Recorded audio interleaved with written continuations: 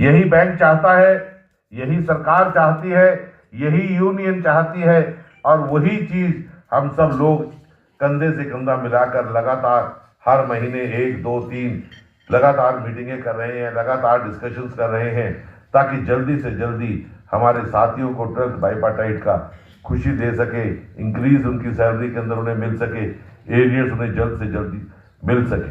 उसी के तहत बहुत सारी चीज़ों पर हमारी डिस्कशन हुई है जो हमने चार्टर ऑफ डिमांड दिया है।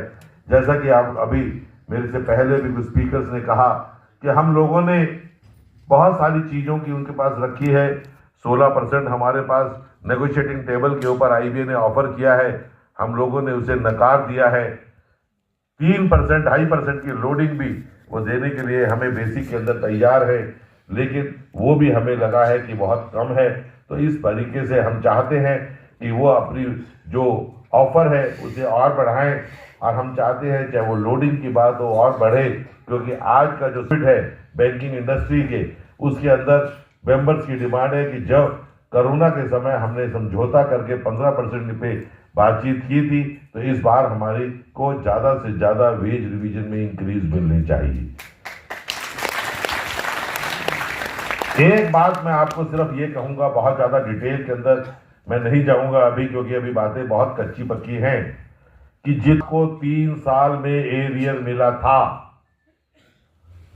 जितना आपको कोरोना के समय 3 साल में एरियर मिला था, उतना एरियर इस साल भी आपको मिलेगा। जिंदाबाद जिंदाबाद जिंदाबाद जिंदाबाद बल्ली जिंदाबाद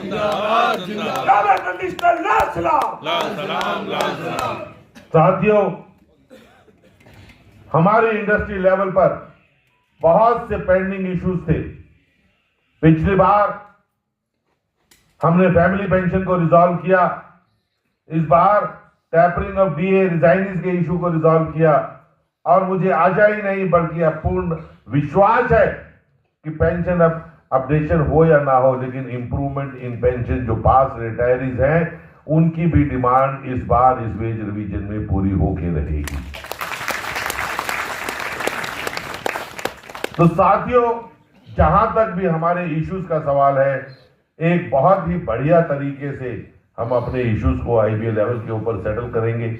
हमारी जो चार्टर ऑफ डिमांड्स में दिया गया है, जो भी इश्यूज हमने 11th बाइपार्टाइट में इंप्रूवमेंट इन सर्विस कंडीशन की है, उसे आगे बढ़ाते हुए जो कुछ चीजें थोड़ी बहुत बाकी रह गई हैं, क्योंकि नई डिमांड्स बहुत ज्यादा नहीं थी, उन चीजों को भी हम एक एक करके अचीव करने के दौर पे हैं, हम आगे बढ़ रहे हैं।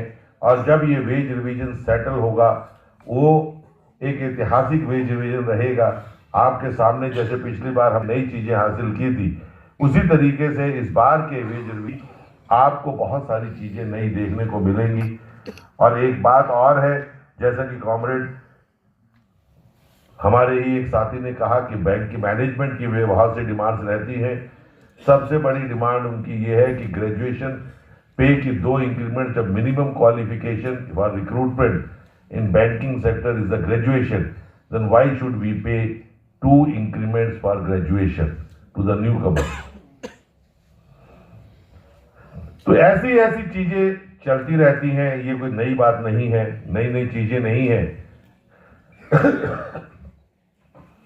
एमओयू जैसे ही साइन होगा, जैसे ही एक रिस्पेक्टेबल और हमारे जो हम लोग समझते हैं उसके हिसाब से जब वो आएगी ऑफर, उस पर हम एमओयू साइन करेंगे।